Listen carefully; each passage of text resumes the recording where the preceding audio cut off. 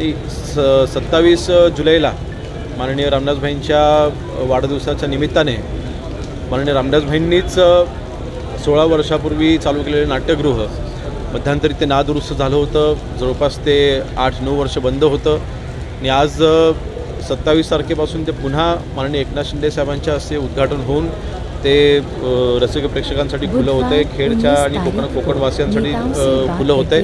नक्कीच मनामध्ये एक समाधान आहे. विशेष म्हणजे महासाहेबांच्या नावाने असलेले हे नाट्यगृह ज्याला बंद होतं नक्कीच मनाला वेदना होत होत्या, परंतु आज एक नवं स्वरूप प्राप्त होत असताना शिवसैनिकांना तर आनंद आहेच, परंतु सगळ्याच नागरिकांना मला वाटतं आणि माझा असा विश्वास आहे की कोकणामधील सर्वात टॉपचं असं नाट्यगृह आम्ही इथे उभं करू शकलो याचं आम्हाला समाधान आहे. अब तक मीडिया ने भी हमारा साथ दिया है. उन्होंने कहा कि हालांकि गाय के चारे का मुद्दा हल हो गया है, लेकिन जब तक सरकार अशा वायफळ चर्चा करून अशा वायफळ वक्तव्य करून चर्चेमध्ये राहण्याच्या काही लोकांना सवयी असतात. त्यामुळे मला वाटतं प्रसार माध्यमातून काही थोड्याफार लोकांनी दाखवलं त्याची चर्चा झाली.